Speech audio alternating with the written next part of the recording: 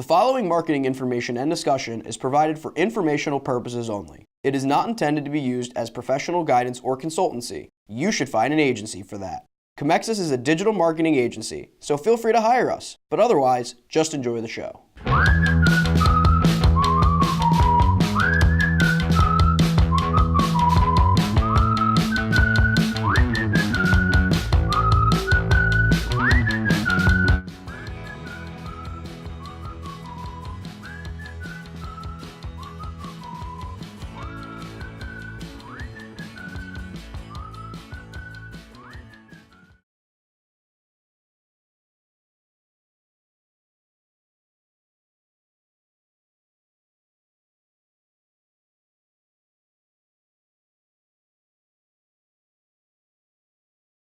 Hello everyone, welcome to The Buyer's Journey by Comexis, a discussion-based podcast on the ever-changing marketing landscape.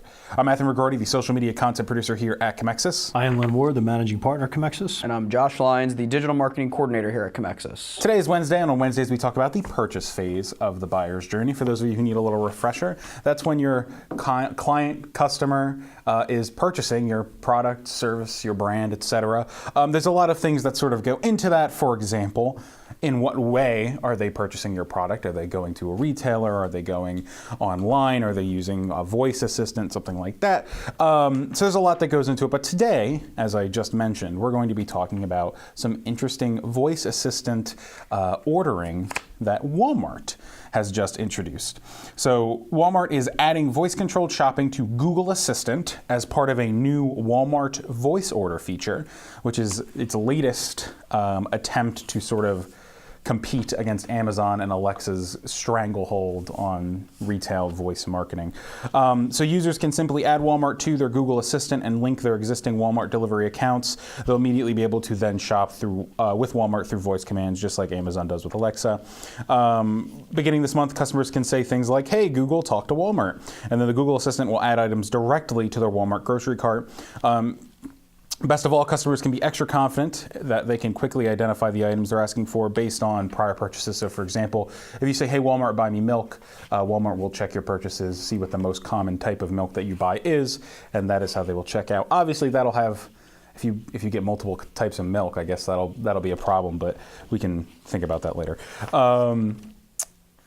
Assistant, just for those of you who are unaware, is available on more than 1 billion devices, which includes smart displays, Android phones, iPhones, watches, the actual Google Assistant speakers, and things such as that. This is an interesting departure because Walmart recently left Google's Express shopping service. For those of you who didn't know, Walmart and Google had teamed up at one point, I believe it was about a year or two ago. Do you remember, Len, off chance? Yeah, I think about a couple years ago. Yeah, it was a year or two ago. As an attempt to kind of like get an edge over Amazon, clearly Walmart left because they didn't find it nearly as beneficial as they had thought. So what do we think about this, guys? The purchase phase, especially for something like retail, the number one thing you have to do is make the actual product as easy as absolute possible for a client to go there and make the purchase. I think it's great. I think the rise of voice, especially for retail like food, everyday products is something that I think within the next 18 months is going to be completely revolutionized. You know, I know now you can go to Alexa and, add this to my cart, and then you can either go on your phone or check out, ship it to me or something like that. The question is that I don't know if this is more, did it really touch on, is this more for delivery or is this more for you? Oh yeah, here it is right there. Okay. Link to your existing Walmart delivery accounts.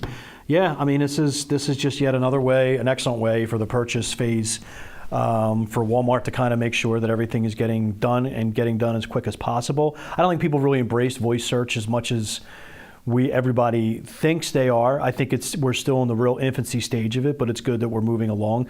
I'd be interested to find out how this is working in the next year, and you're going to know if this is working based literally upon their stock price. We're going to find out if they are selling more products, because you're giving you every option. I'm doing it online, I can do it to the store, and it's to the point where I can literally just ask my phone or my Google Home Assistant or something, I'd like to purchase this. So it's just another great tool to use. Yeah, I mean, to your point, I haven't used. I don't think I've used it like voice assistant once. At least maybe it's because I just don't have one. But I never thought about, oh, like what could I use? Like what do I need that I could voice to Google? Like, hey, can you buy me this? But what I did think was interesting was there was a video that I showed Matt yesterday of Amazon with that drone. Oh yeah. So there's this huge Dystopian looking. Yeah, dystopian looking video that came out of Amazon bringing this big blimp, like the ones you see at like a stadium during intermission,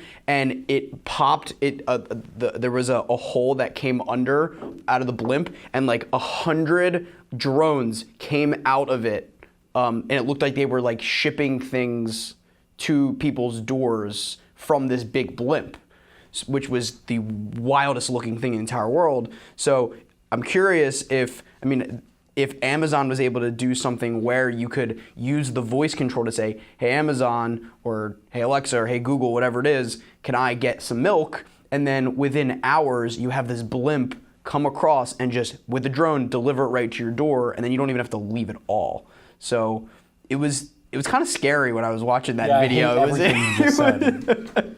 Well, they've been talking about that forever, about them having drone delivery. I'll have to show you the video because it's weird. Well, the biggest problem with the drone delivery, and I do think it's coming, we probably should put that drone video on the blog if we have that. Yeah, you I'll can bet see it. I'll bet Yeah. it. So I think the number one thing about that is I know that they're fighting back and forth about airspace and what they can do, what they can't do. Obviously, the lawyers are licking their chops if this were to happen because the amount of lawsuits that'll come, Oh, yeah. they will perfect it. I think the biggest problem you have right now is a company like UPS. So is UPS in there somehow trying to figure out how this won't happen? Because UPS, their number one client is who? Would be Amazon. So, and all these other companies. So I know Amazon is their own delivery service and they're beginning to cut out UPS, but if you move to drone service, I mean, that's just, that's unbelievable. But they have been talking about that for a while.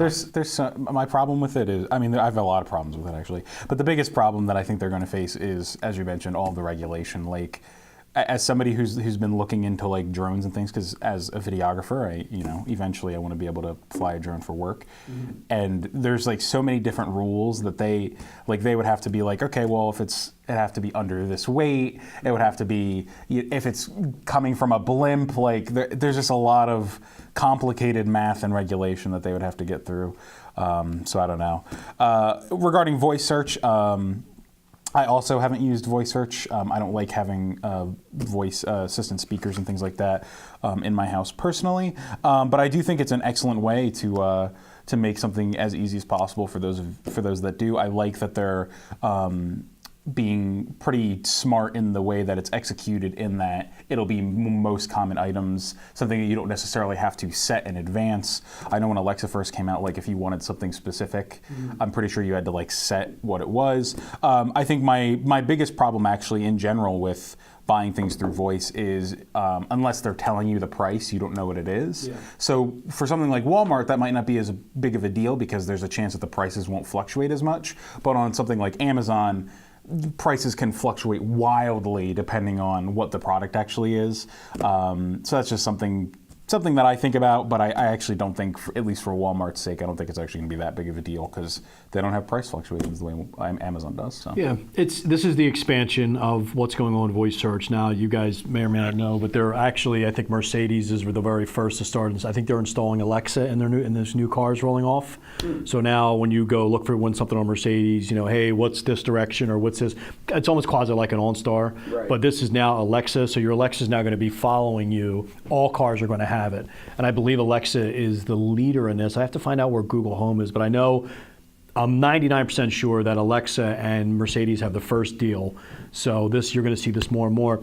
I also read this morning, and I might have put it up in our Slack channel, that Google's now on Google Home is now actually, if you're saying hey Google, I need a plumber, it's asking you a series of a couple questions and saying this would be the recommended plumber near you, which is now they're beginning to talk back to you on service-based ads, which is very interesting. It's really, really changing the dynamic of how you go in and look at a digital marketing campaign, and we are at the very beginning of this. Because if you're a service-based business, and if somebody's in the purchase stage, and now they're talking about voice search, totally changes the dynamic of having a website, doing this, doing that, and visual, visual, visual. Now it's audio, audio, audio, and somebody may literally elect to hire a plumber just based upon what Google Home's saying. It's very interesting. What does that lead into? It leads into a vastly more paid product for Google, which again, our mantra has been the same at Comexis. The first page of Google will be paid, and this is exactly what you're kind of looking at. So just a little extra stuff for it. Absolutely. Well, thank you everybody for listening. If you're interested in Walmart's new assistant integration, it's going to be rolling out over the next couple weeks to more customers. So if that's something you're interested in, keep your eye open, and I'm sure it will be there for you very shortly. That's all for today's episode of The Buyer's Journey. Check us out on Comexis.com, YouTube, and anywhere you get your podcasts. And please follow us on Twitter at @buyers_journey. Thanks for listening.